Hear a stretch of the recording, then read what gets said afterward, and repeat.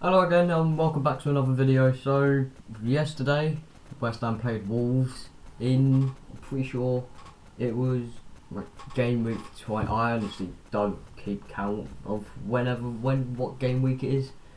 I mean, I'm pretty sure all I know is that there's like less than 10 games left. But yeah, one thing to notice, I've had another trim. It's right. Yeah, so West Ham played Wolves yesterday. I mean, it was a pretty interesting game. It was nearly two times in a row. Luckily it weren't. But yeah, so West Ham took the lead in like 5 minutes or something through Lingard. So Wolves had just had an attack. They've just had a shot, I think, or were on the attack anyway. They were basically in our box. Soufal headed it out to Fornals. Fornals flicks it back to Soufal. Soufal played it to Lingard, and then Lingard basically just ran basically across the pitch. So he started on the right, across the pitch to the left, like diagonally, so he went forward as well. And then basically just ran and just dribbled into the box and scored. But honestly, the run from Antonio that dragged the defenders away was probably one of the cleverest runs I've seen this season. He basically just dragged all of the defenders away from Jesse Lingard, and so Jesse Lingard could score. I mean, it was a really good play. West Ham's second goal. I think Lingard. No, the ball was bouncing. Lingard basically just performed a Berber spin or a Berbatov spin, which is named after Berbatov because he did it against us like 10 years ago. I don't know. Whenever he played for Man United, which probably was 10 years ago. But yeah, so he basically done the Berbatov spin, which I mean, it's a Berbatov spin, but he didn't like control it afterwards. But it was basically a pass kind of to Masuaku. I mean, Masuaku just got on the end of it anyway, and then cut it back to Fornals, who opened up his body and then just shot it far post. Yeah, I mean, it was a good goal. The build up was good. The shot was good. I mean, it's quite hard to open up your body and then aim for the far post. West Ham's third goal was another run by Jesse Lingard. He basically picked the ball up on the halfway line, I think. He basically dribbled. He had about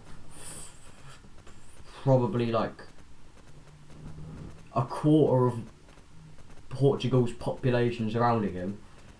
Laid it off to Jarrod Bowen, who'd just come on basically, come on like 2 minutes before that. Laid it off to Jarrod Bowen. He took a touch, it was quite a big touch, but he took a touch, went past the defender, and then basically slotted it near post. I mean, Rui Patricio should have done better, but I'll give him the benefit of the doubt. I'm pretty sure it's his first game back from injury. So yeah, I mean, talk about injuries. Declan Rice is out for like 4 weeks or something. I don't know, something like that. I mean, I've seen so many posts about it like on Instagram, like with all of them are different dates. So I saw them 2 weeks, 1 week, 3 weeks, 4 weeks, which is basically what he's out for. The rest of the season, I don't know. I mean, it's not. That's probably not true, but we move, I guess. But yeah, so that was basically. Actually, no. I was gonna say that's how it was until half time, but I remembered Wolves scored before half time. Yeah, so basically Wolves just pace abused. I mean, I'm not really lying that much. They basically just pace abused in real life. They basically just so Adama's just a bit quick, isn't he? Just a bit quick. He basically just went past about 5 of our players and then got his first assist in I think the commentators said 66 games or something. I mean, yeah. It's. I mean, compare him to last season or something. I mean, it probably wasn't 66 games, but compare it to last season.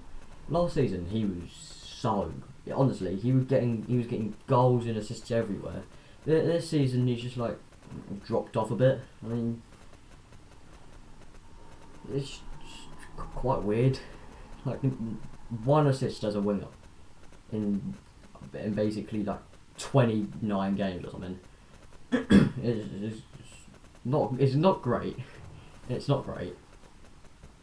But yeah, I mean, Adama got his first assist this season, and Lars, he crossed it. Lars Dendoncker got on the end of it. I mean, pretty poor marking, I do say so myself. I mean, I'm not that well. I was gonna say I'm not that great at it, but then literally, just like all you have to do is just stand next to the player and just track the player. But yeah, I mean, going by that, it probably was poor marking then. But yeah, so that's how it went into half time. Pretty much 90% of the West Ham fan base was quivering. It was literally like getting like full on flashbacks to the Arsenal game. I mean, I would be surprised if most of them just like hopped in the shower and just like started wiping their ass furious. I don't know. I don't know what other people do, honestly. I won't be surprised if they did. But yeah, so, and then the second half started. Literally immediately as the second half started, West Ham defended. That's literally all we did. That's what we did against Arsenal. We just defended and we scored and we conceded 3. Well, we conceded 2 in the second half, but yeah. Yeah, but we immediately defended. But I mean, it paid out, I guess. That Wolves scored one more goal, which is basically just a through ball to Fabio Silva. I mean, Fabio Silva's he's a pretty good player, to be fair, Fabio Silva. But yeah, so they made a through ball to Fabio Silva. He took a touch and then basically just slided it past Fabianski. But yeah, honestly, we're really missing Ogbonna. We are missing Ogbonna a bit too much. Like, ever since he got injured, we've been conceding a lot. Like, yeah, that's about it. But yeah, so that's basically all that happened in the match. Apart from we just like tried to hold the ball for the whole bit of that, like everything. We literally just tried to hold the ball the most after the 80th minute, and I mean, it was, if in my own words, interesting, and but a little spice. Yeah, but I mean, it was a bit interesting.